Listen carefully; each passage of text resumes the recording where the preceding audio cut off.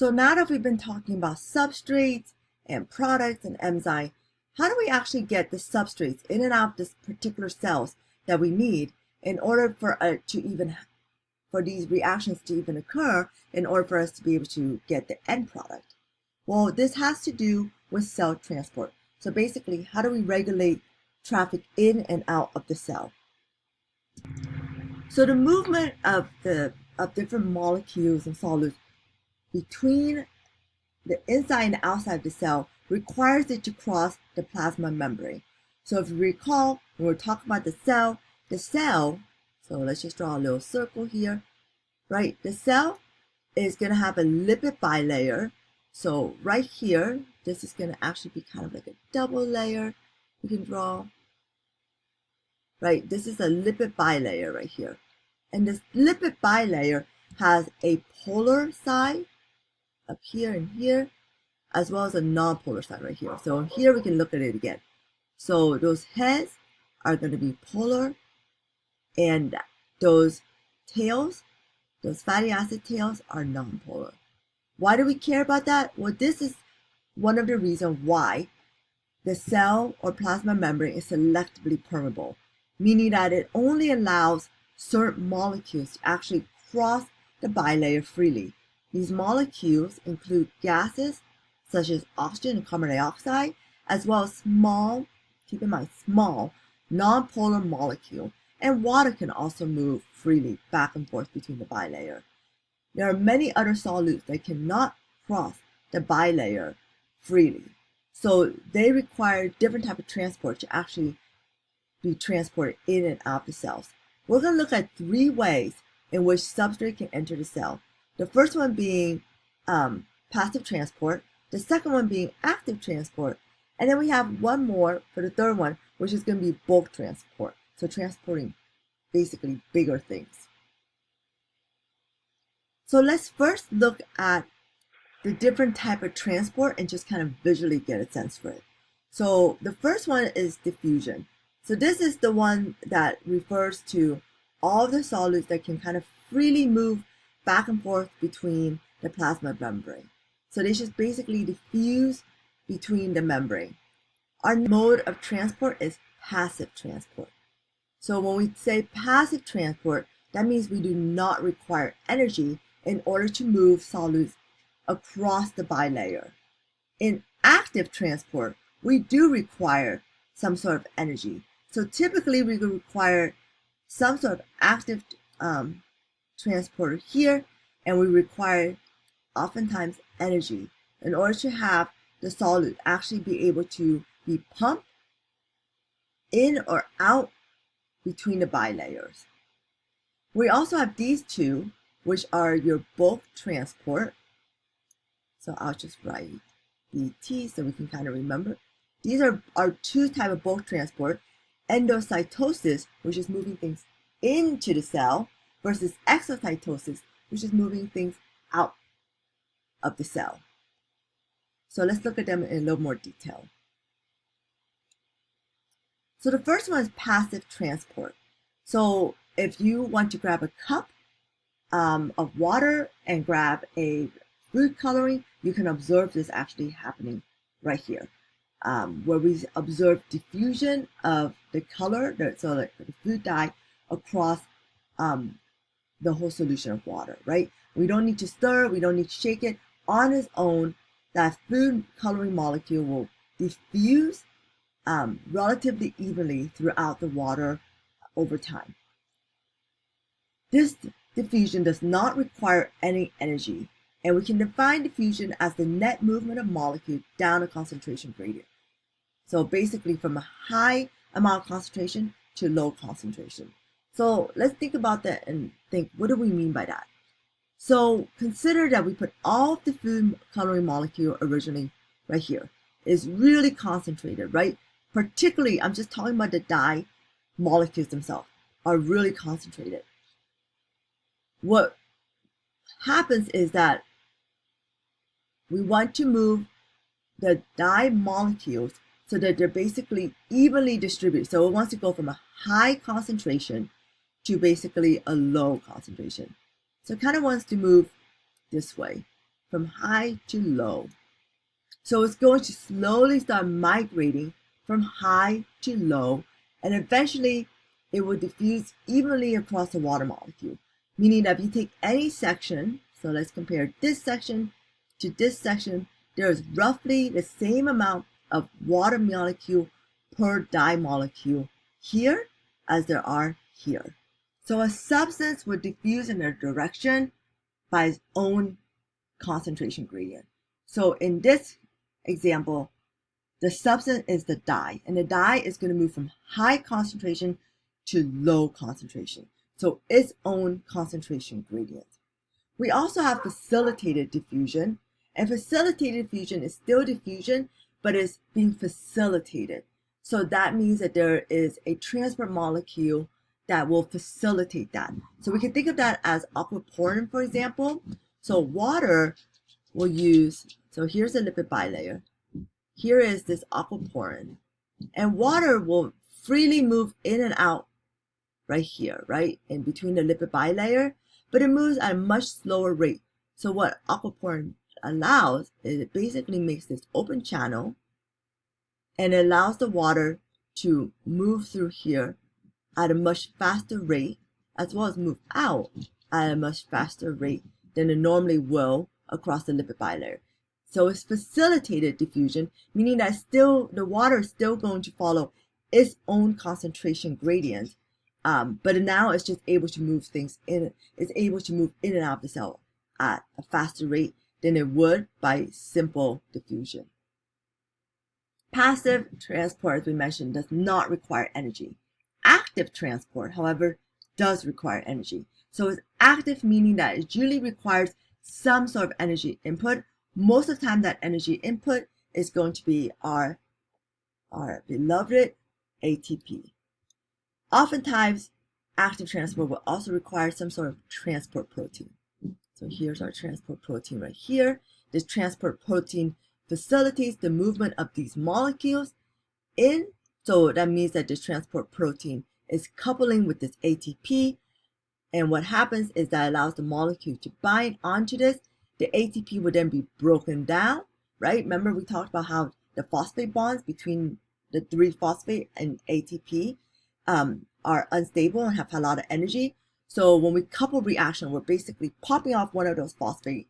In that process, releasing that energy, a transport protein can then bind onto the solute that it needs to bring into the cell, and it basically brings the solute into the cell, and it releases it.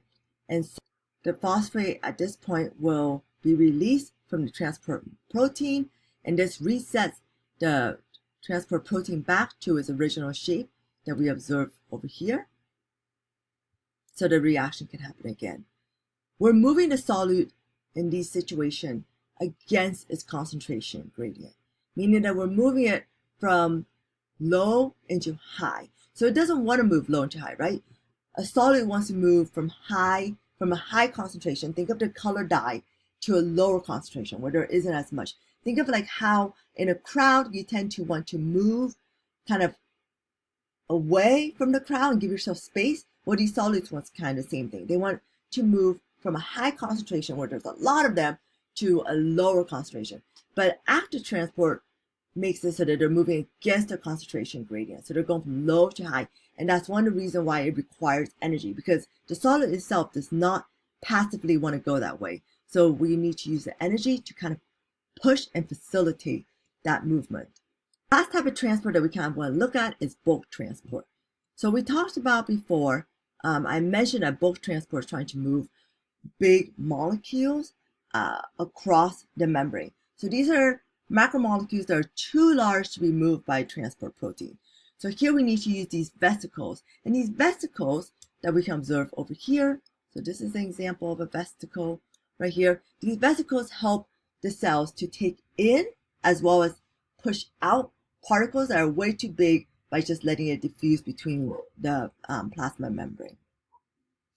So we have two type of bulk transport.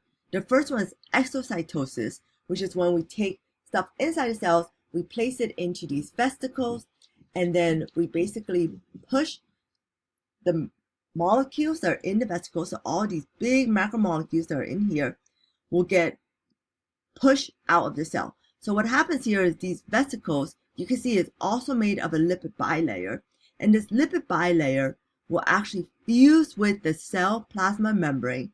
And when it fuses plasma membrane, it allows these macromolecules to then expel out of the cell. Similarly, endocytosis will also result in the formation of vesicle. But here what you have is you have these macromolecules. So these cells want to pull these molecules into a cell. And so the molecules will actually result in the plasma membrane kind of pinching off. So it's kind of fusing and then pinching off. And by pinching off the plasma membrane, it's then able to form these vesicles that can be carried into the cell. Once the vesicle is carried into the cell, then the cell can then be able to use those macromolecules that are brought in. There's two other ways that we can subcategorize endocytosis. That's phagocytosis, which is basically consuming, we can think of this as eating. So we're consuming large macromolecules there. And we can think of pinocytosis as drinking. So pinocytosis is particular to vesicles forming around liquid or really small particles. So we can think of that as drinking, whereas phagocytosis is more like engulfing large products. We can think of that as like eating. So there's two videos here that kind of shows different videos demonstrating bulk transport. I'll link those as usual for you to watch at your own time. But they're kind of interesting to watch because we can actually see it actually happening in real creatures. Okay, question time. So let's take a look at picture C, which is this one right here. If we were to look at this picture and the only force at work here is passive transport, how many more glucose molecule, this is a glucose molecule right here, would we expect to cross the membrane? So look at this picture, look how many glucose molecules are currently, and consider this is only passive transport. How many glucose do you think will cross the membrane? 1, 2, 3, 4, or basically like a million. So a lot. What do you think? I hope your answer was 1. Why is it 1? Well, if we're only looking at passive transport, that means these glucose molecule is only going to move according to its concentration. So its concentration here is 3 versus 1, right? So we have either 3 versus 1 here.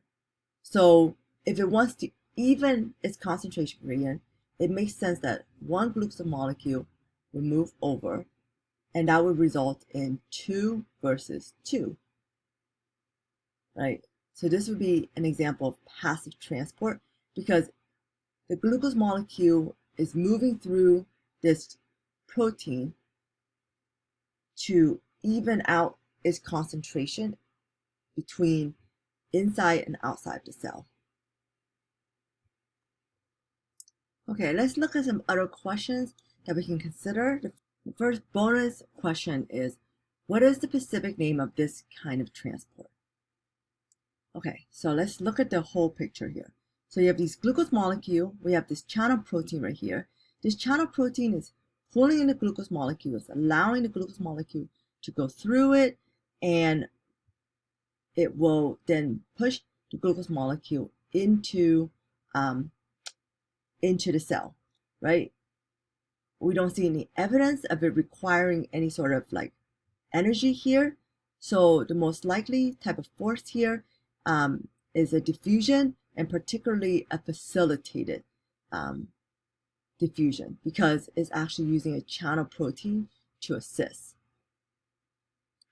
Question 2, what would be the specific name be if the glucose molecule were moving across the membrane without the channel protein? So if the glucose molecule were able to go through the lipid membrane, but did not require this channel protein, or there wasn't channel protein, and it went through this lipid bilayer, it would still be diffusion, but it would be a simple diffusion because it wouldn't be facilitated by this protein anymore. However, because of the size of glucose, it's better for this molecule to actually have a protein to kind of help move it along across the membrane. Lastly, in terms of diffusion, we want to talk about water, right? And water is really important for us to talk about because, as we mentioned previously, the cell is composed of a huge amount of its composition is made of water. So we discussed in lab about the movement of water, which is osmosis. So right, osmosis is moving the water in and out of the cell. And osmosis is driven by tonicity. Tonicity has to do with the relative concentration of solute in two liquids separated by the permeable membrane. So the permeable membrane here is going to be what? So here we have our cell, right? And the cell doesn't allow everything to go in and out of it easily. So the cell's plasma membrane is the selectively permeable membrane. And so we're going to move things in and out of the cell. And when we're thinking about osmosis, we're talking about moving water in and out of cell relative to its concentration. So here is an example. In lab, we kind of looked at potatoes. We also kind of look at red blood cell as an example of that. So here you have this bag, so we can kind of visualize this bag as our cell. And this bag has 2% glucose inside it. So if we were to put the bag with 2% glucose into another solution that's 2% glucose, what do you think would happen? There's the same amount of sucrose, here as there is here. So because there's the same amount of sucrose between inside the cell or inside this balloon and outside, this is isotonic. So this solution, we're talking about the solution here. The solution is isotonic, meaning that it has the same concentration as this water balloon.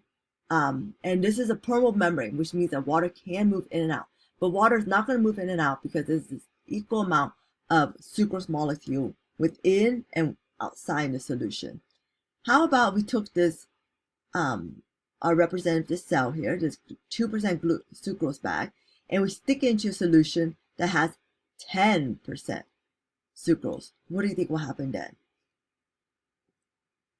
There's a lot more sucrose in here now, right? So we can kind of draw, if there was 2 in here and 10 out here, let's draw 1, 2, 3, 4, 5, 7, 8. Just drawing so we can kind of represent it. And there's 2 in here.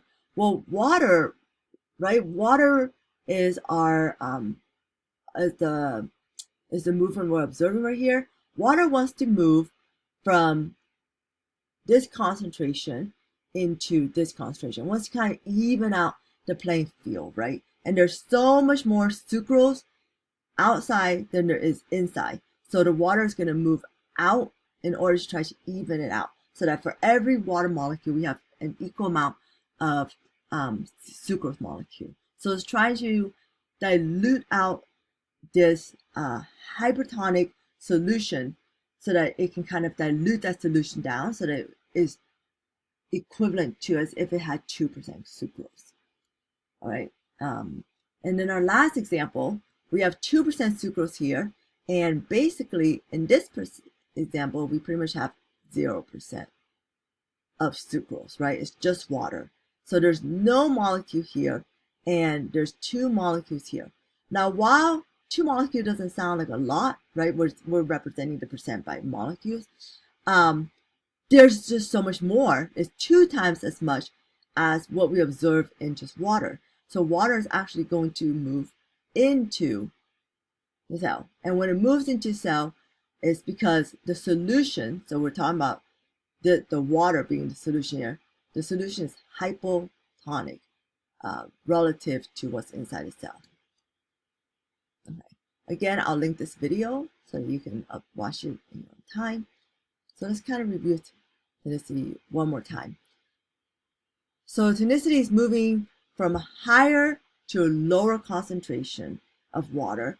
This is equivalent to basically going from a low solute concentration to a higher solute concentration, right? So as we vary our water concentration, we're also going to vary our solute concentration.